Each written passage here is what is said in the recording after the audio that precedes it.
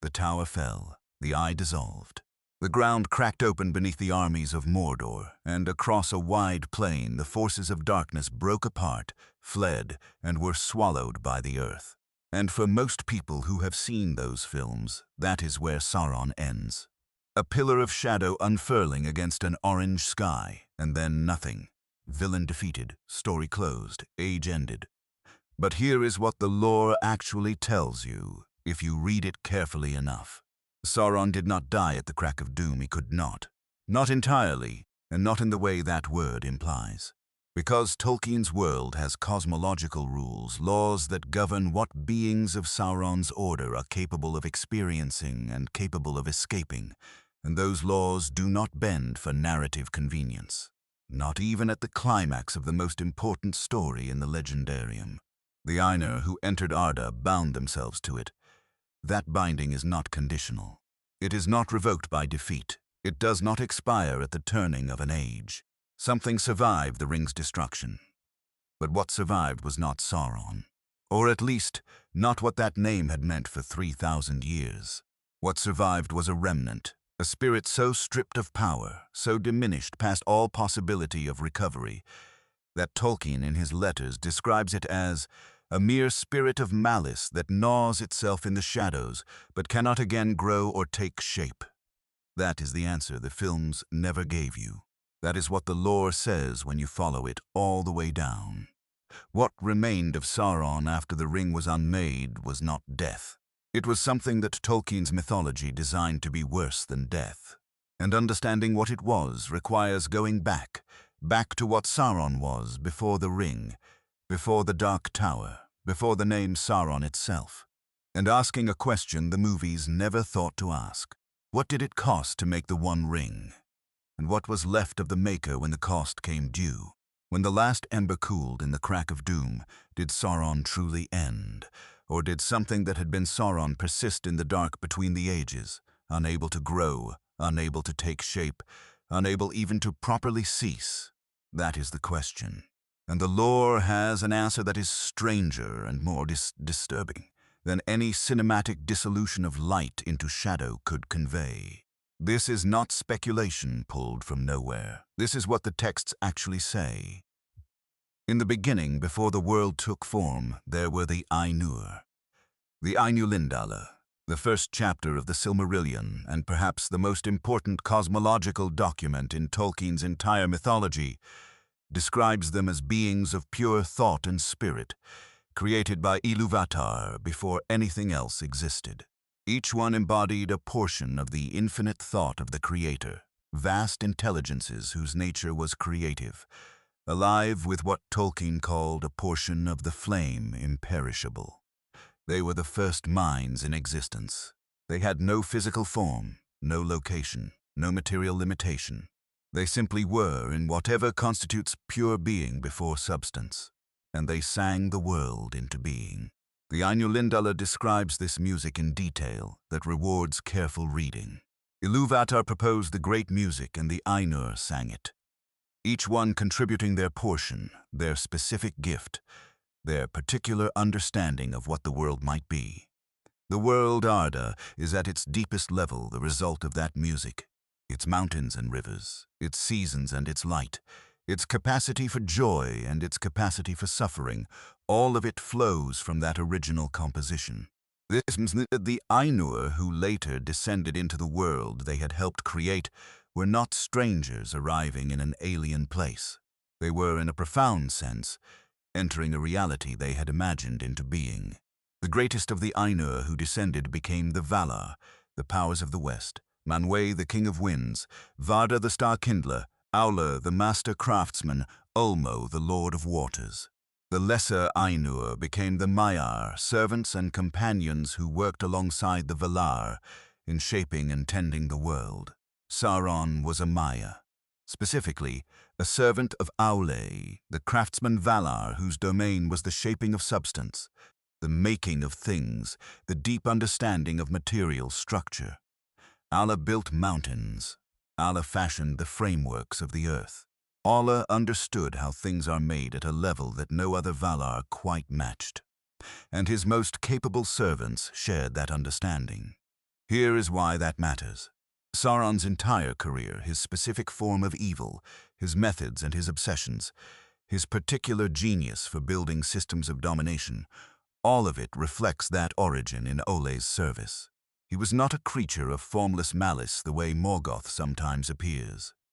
He was a craftsman, a designer, a being whose fundamental relationship with the world was the relationship of a maker to his materials. He understood structure.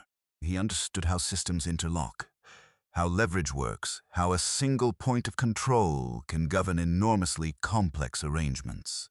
These are not dark arts. These are the gifts of an extraordinary craftsman. What made Sauron Sauron was not that his gifts were dark, but that he chose to use extraordinary gifts for a purpose that was. Before he chose darkness, his name was Meren, the Admirable One. The Valaquenta of the Silmarillion confirms this, and Tolkien's letters expand on it with a precision that most summaries of the character miss entirely. Meren was not originally evil. None of the Ainur were originally evil. What they became through choices made in the course of the world, in the encounter with its apparent disorder, in the seduction of ideas that promised a grander expression of their gifts than service to Ilúvatar's patient plan seemed to allow. Tolkien is remarkably empathetic about how Morgoth seduced Sauron, describing the process in Letter 131 not as simple corruption, but as a kind of philosophical persuasion aimed specifically at what Sauron already was. Morgoth did not offer Sauron cruelty for its own sake. He offered him purpose, a grander version of what Aule's service had always promised.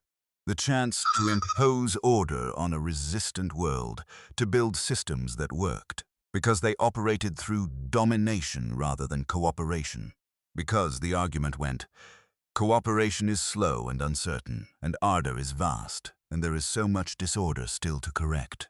Sauron found this argument compelling, and finding it compelling cost him, over time, more than he could have understood when he first accepted it.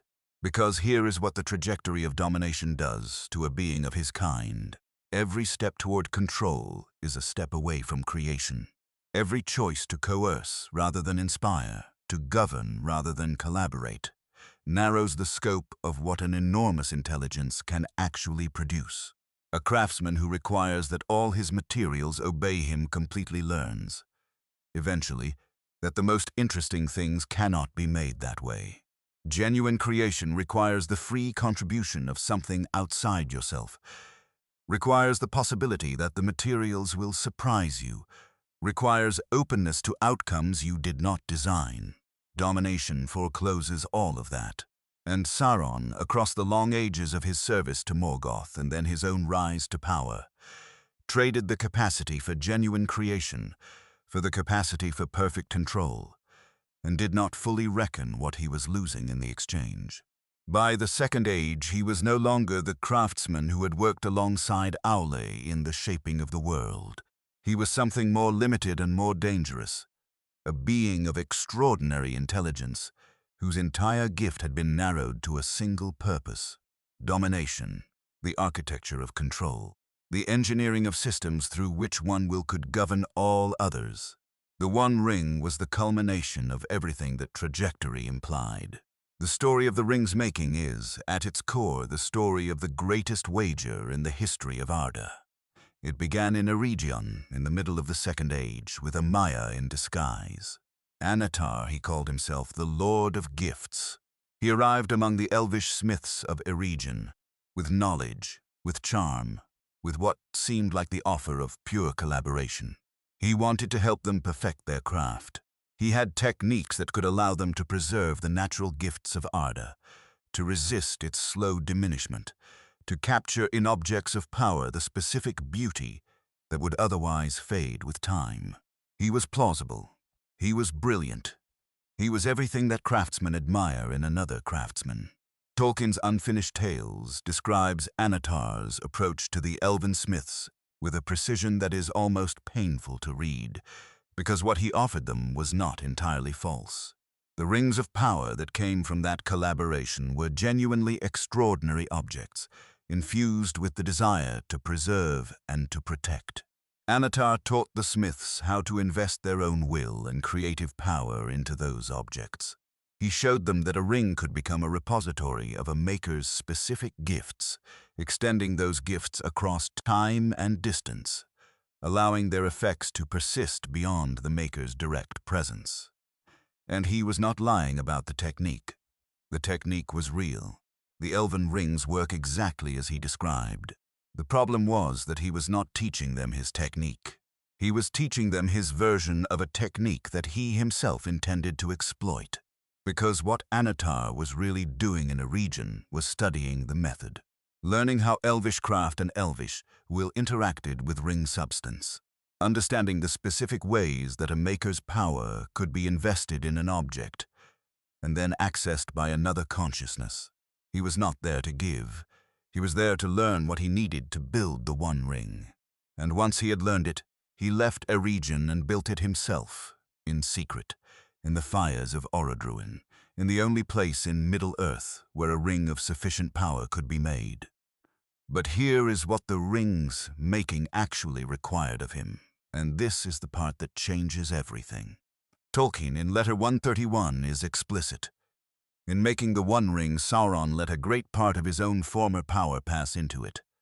A great part, not a small portion he could afford to lose. Not a technical contribution that left his essential nature intact. A great part of his former power. The will, the organizing capacity, the faculty of domination that was the core of what Sauron had become, poured out of him and into the ring. Picture this, the fires of Orodruin burning beneath. Sauron, in the fullness of his Second Age power, standing at the forge he has built in the heart of a volcano. He is not the weakened shadow of the Third Age, not yet. He is Anatar still in some ways, brilliant and terrible, the most capable craftsman in Middle-earth after Aule himself. And he reaches into himself, into the part of him that is most essentially Sauron, the capacity for will and domination, that is his specific gift and his specific corruption. He reaches in and he pours it out, into gold, into a ring, into a small object that any creature of the world can pick up and carry. He is making a wager that no one in the history of Arda has attempted before him. If the ring survives, he wins everything. He reaches through it into every bearer of every lesser ring, bends them toward his will across any distance, dominates all of Middle-earth, not through armies and personal presence, but through the invisible architecture of a mastery operating at the level of mind itself. The wager wins him the world. But if the ring does not survive, if it is somehow destroyed, then the great part of himself that he has invested in it is gone, not separated from him as it would be if the ring were merely lost, gone, unmade, because you cannot uninvest. You cannot take back what you have poured out. The great part of his essential self now lives in the ring, and the ring lives in the world, and the world is a place where things can be lost and found and carried to mountains. He believed the wager was unassailable. He designed the ring to seek him, to work against its bearer's interest, to return to him eventually, however long it took. He designed it to corrupt any mind with enough power to be a threat, making that mind incapable of using the ring against him. He designed it so that the specific mechanism of its destruction, the Fire's Eye of Orodruin, was located in the heart of his own realm, which he would never allow to become accessible to enemies. He could not imagine the scenario in which the wager came due. He could not imagine it because imagining it would have required him to think clearly about a category of creature he had long since stopped taking seriously.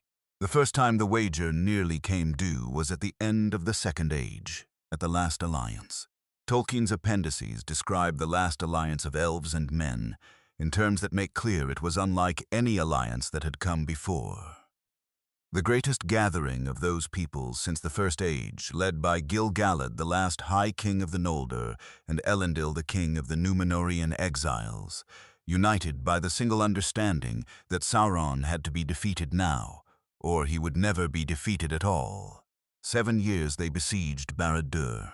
7 years of siege in the shadow of Mordor, an undertaking of patience and suffering, that the films compress into a single battle sequence.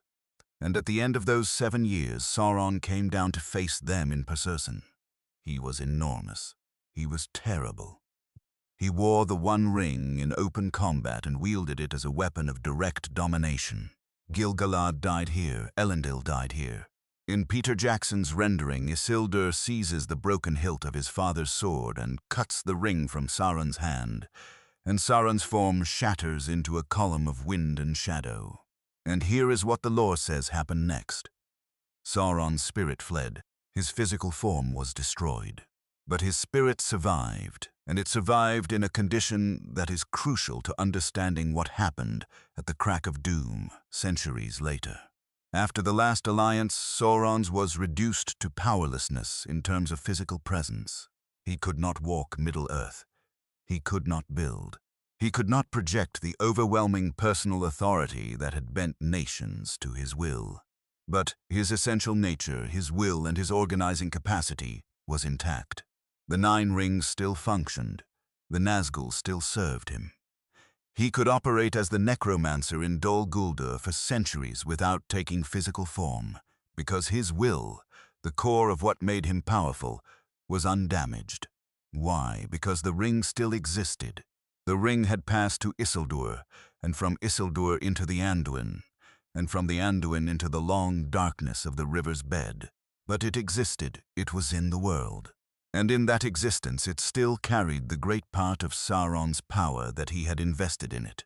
That power was not lost. It was locked away, inaccessible, out of his reach for an age of the world. But present, still there. Still his in some fundamental sense waiting. This is why the Third Age Sauron could rebuild as much as he did. Letter 211 is Tolkien's most precise analysis of this distinction, and it is a passage worth reading slowly. He explains that each time Sauron lost his physical form, recovery was possible because the ring remained in the world. The ring was his continuity, the repository of what he most essentially was, available for reclamation even after his bodily presence was shattered. Given enough time and patient accumulation of lesser power, Sauron could work toward the conditions for reunion with the ring. It would seek him. He had designed it that way. But this was also his vulnerability, and he knew it.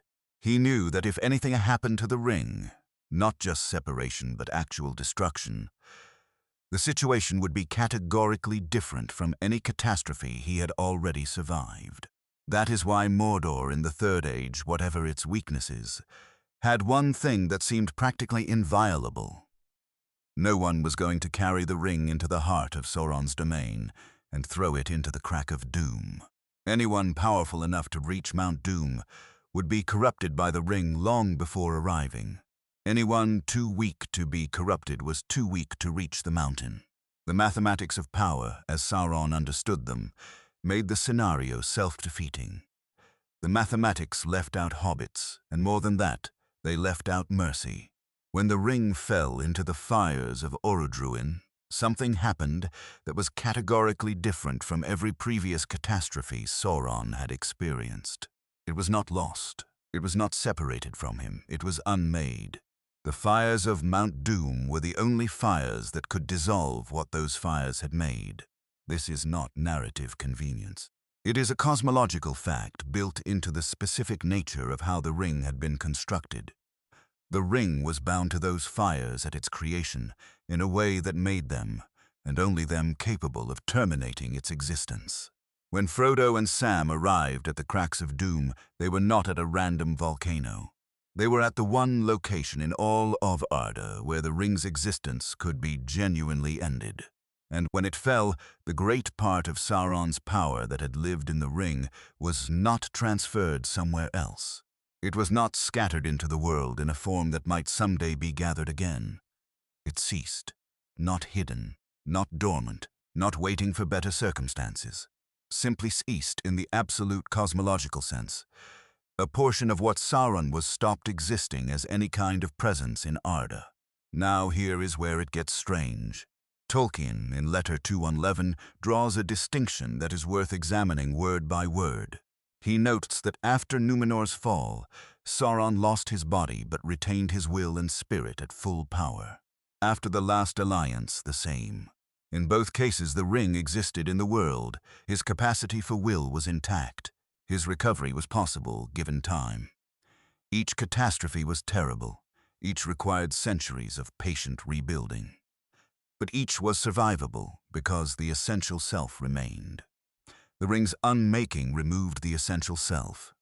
Or rather, it removed the portion of the essential self that Sauron had voluntarily invested in it, which was by his own design the largest and most critical portion. What remained, the fraction of his spirit that had not been poured into the ring, was below the threshold required for meaningful existence in the world, below the threshold for taking physical form, below the threshold for projecting will into the minds of others, below the threshold for organizing the residual malice of his nature into any coherent action. What remained could not do anything, it could only be. And here, right here, is where the question becomes genuinely disturbing. Because cannot do anything does not necessarily mean is not aware. Consciousness and capability are different things, even for Maia. A Maia below the threshold for action is not necessarily a Maia below the threshold for experience. Tolkien describes the remnant as gnawing itself. That is an active verb. That is a present tense condition. You do not gnaw if you are not aware that you are gnawing. The language implies not inertia, but a kind of tormented internal activity, a self-consuming awareness that has nothing to direct itself toward except its own existence. If the remnant were simply inert, the phrase would be unnecessary. Gnawing itself in the shadows is a description of something experiencing its own impotence in the dark. That is not death. That is something Tolkien's cosmology placed beyond death. Now pay attention to this. Because there is a tension in the texts about what happens after the ring's destruction. And resolving that tension reveals something important about how Tolkien understood the nature of evil itself. The Silmarillion, in Of the Rings of Power and the Third Age, states, Sauron was no more. Tolkien's letters, in Letter 131, state that he became a mere spirit of malice that gnaws itself in the shadows, but cannot again grow or take shape. These appear to contradict each other. One says he was no more. One says something remained that is actively gnawing. How do you reconcile them? You reconcile them by understanding that Tolkien is describing the same reality from two different angles, and both are simultaneously true. Sauron was no more describes the Sauron who had mattered in the history of Arda, the Sauron who built Barad-dûr, who forged the Rings of Power, who bent 2 ages of the world toward his purpose, who commanded the Nazgûl and held counsel with the mouth of Sauron and nearly broke the West in the War of the Ring. That Sauron, the operative, historical, consequential Sauron, was no more. He ceased to function. He ceased to reach. He ceased to make any difference to anything happening in the world. In any meaningful sense, in any sense that mattered to Middle-earth going forward, Sauron was finished. But a mere spirit of malice that gnaws itself in the shadows is not nothing. The word mere is doing enormous work in that phrase. Tolkien could have called it a lingering presence or a remnant of power or a shadow of what had been. He called it mere, as in reduced to this. As in, only this remains. As in, whatever it was has been diminished to this small, this impotent, this irrelevant a thing. Not nothing. But so close to nothing that the Silmarillion's phrasing, Sauron was no more, is not inaccurate. In every sense that the history of Arda cares about, Sauron was no more. What remained was below the threshold of historical consequence. But it was not below the threshold of existence. Here is the thing nobody talks about. The phrase gnaws itself describes a direction, not outward, inward. The remnant of what had been Sauron was no longer capable of directing its malice at anything outside itself. No world to dominate, no ring to channel through, no servants to bend, no plans to execute.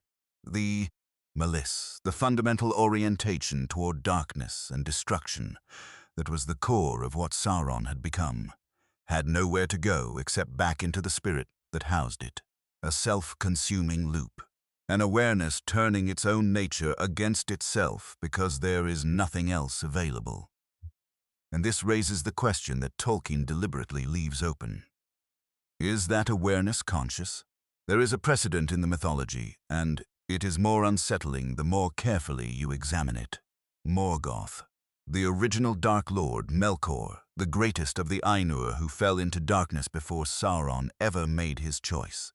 The War of Wrath that ended the First Age did not destroy Morgoth. It captured him, chained him, and expelled him through the doors of night into the void that lies beyond the circles of the world. He is still there, in whatever constitutes the void. And Tolkien tells us, in the essay Myths Transformed in Morgoth's Ring, that Morgoth's consciousness persists in that imprisonment. He is not ended, he is contained. He will remain contained until the last battle described in the Quenta Silmarillion, the great final confrontation at the end of time. Now compare Sauron's situation. Morgoth was expelled, pushed entirely out of the world into a void that is categorically other than Arda. He has gone from the world's perspective, even if he still exists somewhere outside it, in a specific place, in a specific imprisonment, with a specific defined role in the mythology's eschatology. He is not formless in the world's substance. He is imprisoned beyond the world's borders. Sauron was not expelled. He was diminished to impotence within the world. He did not leave. He cannot leave. The binding of Arda that came with his descent and embodiment holds whatever remains of him inside the world's circles. He is not imprisoned beyond the world. He is lost within it, formless and powerless, and without location or structure or the kind of defined imprisonment that Morgoth's fate at least provides. He is the remainder that the mythology has no category for. And here is what Myths Transformed adds to this picture in a way that most readers miss. Tolkien makes the observation there that Morgoth, over long ages of domination, poured his power into the very substance of Arda itself. Morgoth's ring, Tolkien calls it not a literal object but a metaphor. The damaged world, Arda Marid, bears Morgoth's signature in its essential substance. The cold of unlit skies, the corruption of living things, the suffering that seems native to the world rather than imported into it. These are Morgoth's legacy, dispersed into the physical creation he spent himself trying to control. Sauron's relationship to Arda was mediated through a specific object rather than dispersed into the world's substance. His legacy is concentrated and specific rather than universal and atmospheric. And this means that when the object was unmade, the investment went with it, cleanly and completely. There is no Sauron's ring, in the metaphorical sense that Morgoth's ring describes the world. The world does not bear Sauron's signature the way it bears Morgoth's, which means there is less of Sauron left, in a way, than there is of Morgoth. Morgoth's diminishment is a cosmic dispersal, thin and diffuse, and no longer properly his. Sauron's diminishment is a concentrated amputation, the most essential portion of himself destroyed outright, the remainder insufficient for anything. Two forms of destruction, neither clean, neither final in the sense that finality is emotionally satisfying. And in the dark between the Fourth Age's turning centuries, both of them persist in whatever forms persistence takes for beings who have spent their gifts on domination, past the point of recovery. But now we need to ask the question that sits at the heart of what Tolkien actually believed the ring's destruction meant. Not just the cosmological mechanics of what was destroyed, the mechanism, the specific sequence of events. Because the how of the ring's destruction is more important than most analyses acknowledge, and it is more important because it reveals something about the nature of Sauron's defeat that goes much deeper than tactics or luck. Why was it a hobbit? Not just which hobbit, the category, the class. Why was the bearer of the One Ring, the creature who carried it to Mount Doom and stood at the edge of the crack of doom, a being so small and so apparently powerless that Sauron's intelligence network had essentially no information about hobbits? Why did the task that determined the fate of the Third Age not fall to a great king, a powerful wizard, an ancient elf, a being of the kind that Sauron understood and had always calibrated his defenses against? Tolkien, in his letters, is explicit that this was not accident. He uses the word providence. He believes, within the mythology, that the circumstances of the ring's destruction were arranged, not by any of the characters in the story, but by something operating through the world's own nature and the choices of its creatures, working toward an end that none of the participants could fully perceive. And the specific arrangement was this: the ring could only be destroyed through a mechanism that Sauron could not anticipate. And Sauron could not anticipate it, because anticipating it would have required him to understand something he had spent millennia systematically eliminating from himself and from everything he touched. Mercy. Think about what actually happened. Frodo failed at the crack of doom. He stood at the edge of the fire with the ring in hand and could not let it go. The will to destroy it, which had sustained him across all the long miles of the journey, was not sufficient at the final moment. The ring won, and in winning, it caused Gollum to bite off Frodo's finger and dance in triumph at the edge of the crack and fall. Now go back further. In a cave under the Misty Mountains, 40 years before that moment, Bilbo Baggins had Gollum in his power. Gandalf had privately suggested that the world might be better off if Gollum were dead. Bilbo had the ring, which would have made killing easy, and Gollum was essentially defenseless. Bilbo chose not to kill him, not out of strategy, not out of any understanding that Gollum would one day be necessary, out of something simpler, pity, the sense that this wretched creature, whatever it had done, did not deserve to die for being what it was. Frodo, knowing Gollum's full wretchedness and his danger, knowing that Gollum had tried to kill him more than once and would try again, knowing that Sam's assessment of Gollum as a threat was probably correct, chose again and again, throughout the journey of the Lord of the Rings, to spare him, to extend to this creature a compassion that made no strategic sense, that irritated his companion, that arguably endangered the mission. He did it because he understood something about Gollum that Sauron could not understand. That Gollum was not just a threat. He was also a being who had once been something else entirely, who had been so thoroughly consumed by the ring that the person he had been was almost gone, and that this residual remnant of what had once been Smeagol deserved to be treated as though it still mattered. The mechanism of Sauron's defeat was not Frodo's strength. It was Frodo's refusal, across years of terrible suffering, to treat Gollum as merely what Gollum appeared to be. Picture this: Sauron's eye sweeping across Middle-earth in the final days of the War of the Ring. It is looking for threats. It is calibrated against a particular kind of danger: great power, military force, political coordination, the kind of threat powerful beings mount against other powerful beings. The eye finds Aragorn at the Black Gate and recognizes him as a threat. It finds the army that has gathered before Mordor's main entrance and calculates its significance. It sweeps its attention to what seem like the pressing concerns of a general intelligence managing a war. And somewhere in the wasteland of Mordor itself, two small figures are crawling toward a mountain. The eye cannot see them properly, in part because Frodo carries the ring, and the ring has its own kind of camouflage. But more than that, the eye does not look for them because the eye has not been designed to look for that kind of danger. It was designed by a mind that had organized all of its understanding of threat around the category of power.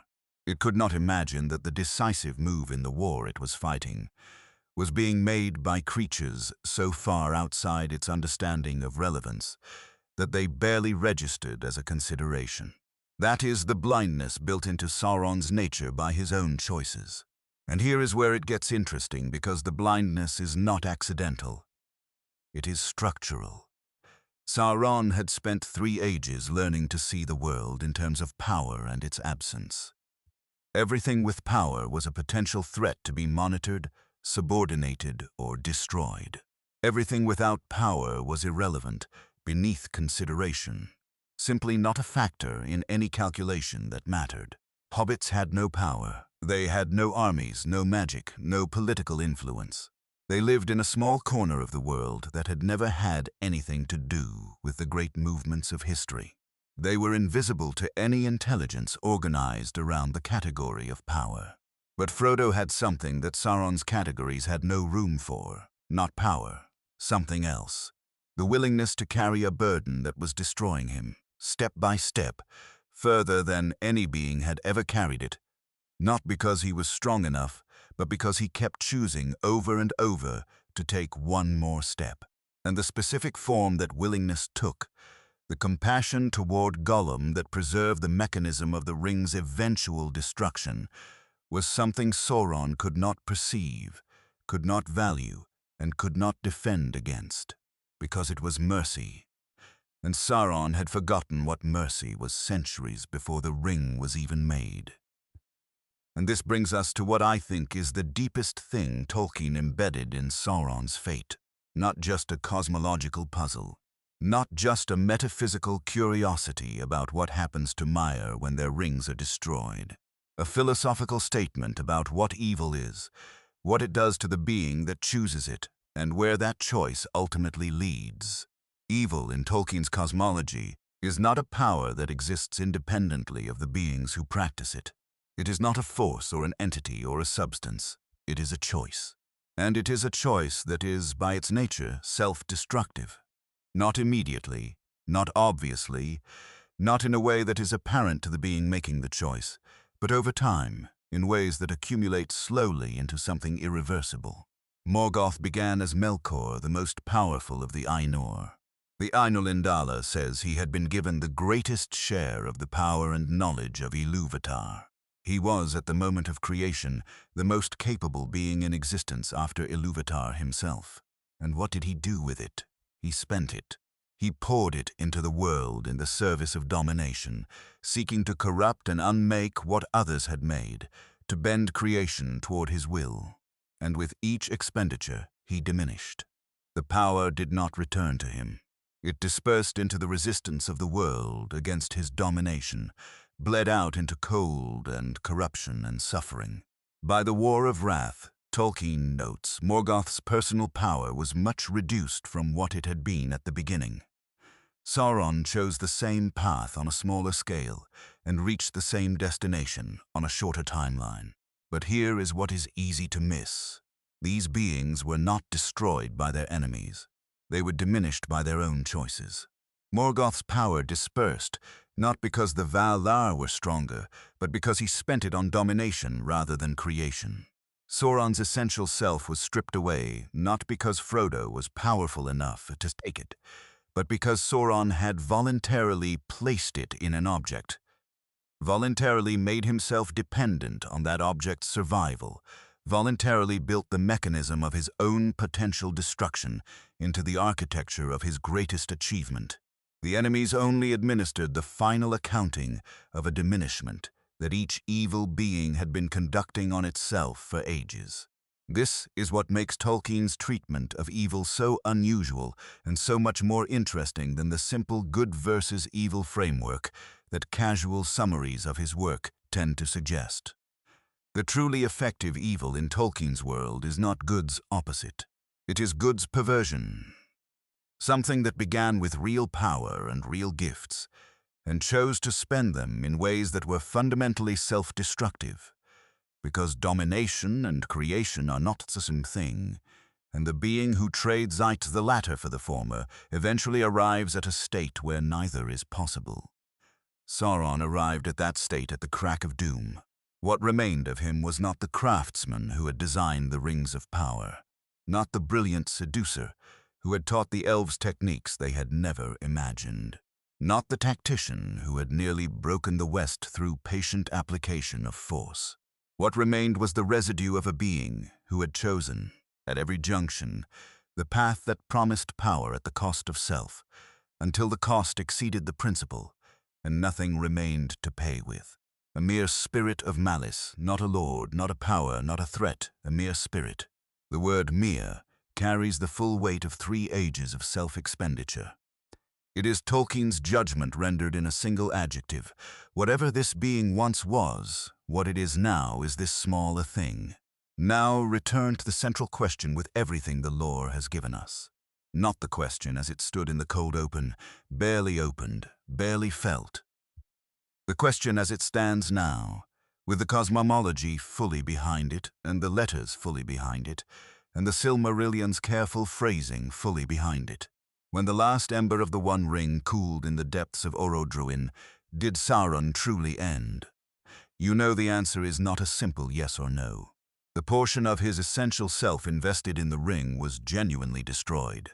Not lost, not separated, but unmade in the same fires that had made it, permanently and irreversibly.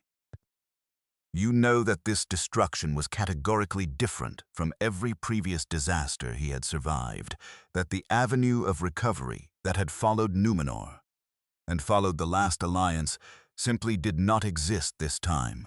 In every meaningful historical sense, in every sense that mattered to the world going forward, Sauron was no more. But something remained, a spirit gnawing itself, unable to grow or take shape. Something below the threshold of consequence, below the threshold of relevance, below the threshold of any action whatsoever, and yet above, perhaps, the threshold of awareness. Picture this. The Fourth Age is a century old. Aragorn sits on the throne of Gondor. Children are being born who have never known the shadow of Mordor, who know Sauron only as a name in their grandparents' stories, a word for the darkness that was defeated before they were born. Scholars are writing the histories of the War of the Ring, debating what Sauron truly was, whether he was a spirit or a sorcerer or something in between. The languages are changing. The elves have mostly sailed west. The shape of the world is already different from what it was when the ring was made. And somewhere in no location that any map can mark, detected by no instrument of any civilization, the remnant that was Sauron persists. Not growing, not acting, not influencing, not threatening. Simply there, in the darkness between the ages, while the world it once almost owned continues turning without it. Is that Sauron? In any functional sense, no. But in the strict cosmological sense, in the sense that the binding of ardor requires. Something that was Sauron endures in whatever form existence takes for a being stripped of everything, except the orientation toward darkness that was the final residue of all it became. There is a philosophical depth in this that the films could not include in a montage sequence. And that depth is what I want to leave you with. The victory at Mount Doom was real. Do not misread what Tolkien built here. The shadow passed. The age turned. Aragorn was crowned. Sam planted the Malorn in the Shire. The world, damaged and changed and bearing all its old scars, went forward with genuine hope. Tolkien believed in that hope. It is not qualified hope. It is not ironic hope. It is real, and it matters, and the joy of the story's ending is not undercut by anything the lore reveals about what remained of Sauron in the dark. But the lore does reveal something. It reveals that Tolkien did not believe evil ends cleanly. He believed it diminishes. He believed that the fundamental self-destructiveness of choosing domination over love, control over creation, power over mercy, plays out over time in ways that are more honest than any clean annihilation. The dragon does not simply die and stop. Its malice persists in the world it shaped, in the hearts it influenced, in the long aftermath of everything it did. Sauron's malice persists in that way too. Not in his own consciousness, perhaps, though the language of gnaws itself does not permit certainty about what is and is not conscious in that remnant. But in the Mordor that remained after the war, requiring decades of healing before the land itself could recover. In the creatures twisted by his long dominion. In the cultures of obedience and fear that his architecture of control had built across generations, and that did not simply become free the moment the ring dissolved. In the hearts of men who had served the darkness willingly and would spend years deciding what they were without it. The ring was unmade. But the ages were not unmade with it. And this is the genuine philosophical tension that Tolkien leaves in the hands of every reader who follows the lore all the way down to its foundation. If evil can be so thoroughly defeated that it cannot act, cannot grow, cannot shape anything in the world, and yet still persists in some form in the dark between the ages, does the victory matter?